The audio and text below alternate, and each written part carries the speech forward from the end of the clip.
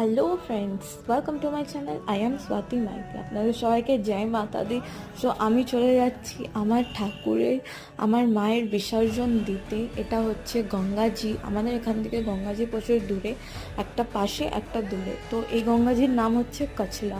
এখানে যে ট্যান্টগুলো আছে এইগুলো মানে জল হিসাবে, এখানে সেরকম জলের প্রচুর প্রবলেম। দেন এখানে বেশি জল নেই, না নদী আছে ঠিক, না ঘাট আছে।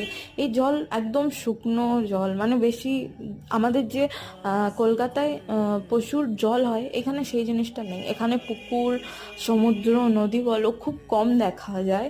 দেন এটা প্রচুর কম জল। এই যে টেন্টগুলো আছে আমি আপনাদেরকে বলছিলাম, এই টেন্টগুলো প্রথমে আগে থাকলে এখানেও অনেক জল ভর্তি থাকে। এখান থেকে যখন জল সরে যায় তখন টেন্টগুলো এসে এইখানে রয়ে যায়।